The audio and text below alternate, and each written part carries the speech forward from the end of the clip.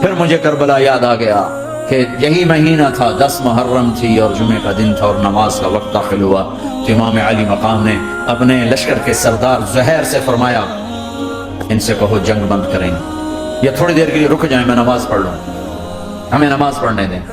تو زہیر نے گھوڑا آگے بڑھا کر کہا شمر سے تھوڑی مہلت دو، ہم نماز پڑھ لیں، پھر تم نے جو مرضی کرنا ہے نماز تو پڑھنے دو۔ شمر نے کہا ہم نماز نہیں پڑھنے دیں گے۔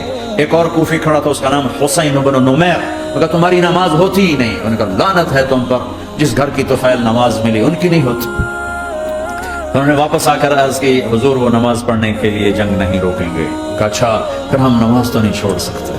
میرے رب کی قسم اگر حسین نماز نہ پڑھتے تو انہیں کوئی فرق نہ پڑتا، لیکن ایک فرق پڑتا کہ پھر پیغام ادھورا جاتا، میسج ادھورا جاتا، اور میسج یہ دینا تھا کہ زیر خنجر بھی یہ پیغام سنایا ہم نے کہ ہم نے تلوار کی دھاروں کے نیچے بھی سر جھکانا ہے، اور ہم نے تڑپتے جسموں کے ساتھ بھی سجدہ کرنا ہے، اور ہم نے زخمی جسموں کے ساتھ بھی اللہ کے سامنے رکوع کرنا ہے، اور ہم نے خون آلود جسموں کے ساتھ بھی رب کے سامنے کھڑے ہو کے آنے والی نسلوں کو پیغام دینا ہے کہ نماز وہ ہے جسے اس وقت میں بھی نہیں چھوڑا جا سکتا، تاکہ کوئی یہ کہہ نہ سکے میں کیسے پڑھتا، میری جاب تھی میں کیسے پڑھتا، میری آنکھ نہیں کھلتی میں کیسے پڑھتا، میری عادت نہیں۔ اللہ کی قسم یہ جنتی نہیں تھے، جنت کے سردار تھے، صرف جنتی نہیں تھے، جنت کے سردار تھے، صرف جنتی نہیں جنت کے سردار۔ اور یہ سرداری کم ملی؟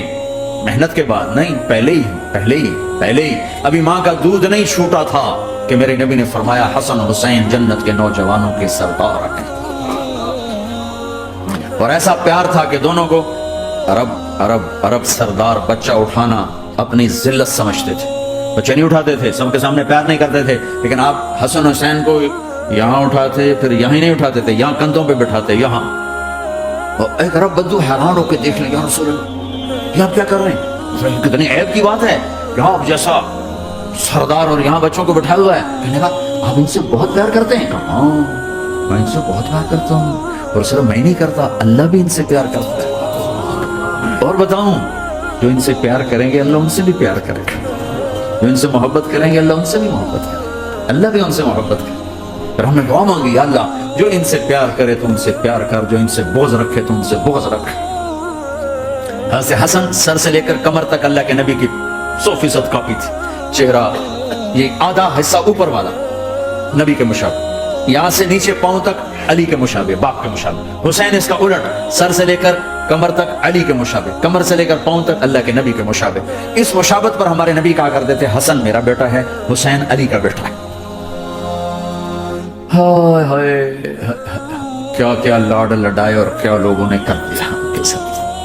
نماز جیسے عظیم عمل میں، نماز جیسے آپ رکوع میں ہوتے تو حسن آ کر نہ پاؤں میں گھس جاتے تھے، یہاں سے نکلتے ادھر، یہاں سے نکلتے یوں، سجدے میں جاتے تو کمر پہ بیٹھ جاتے تھے، فرض نماز کا سجدہ۔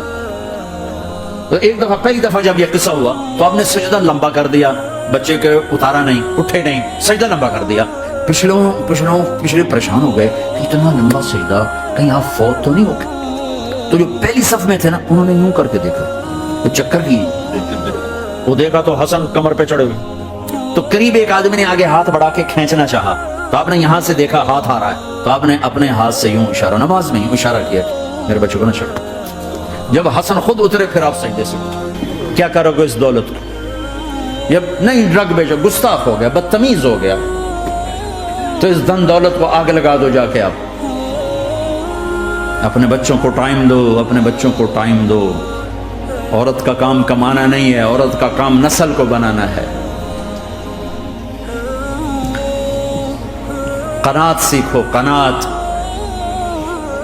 تو آسانی سے مینج ہو جائے گا، قناعت نہیں تو پھر تو دنیا کے بادشاہ کی بھی ہوس پوری نہیں ہو سکتی۔ Thanks for watching.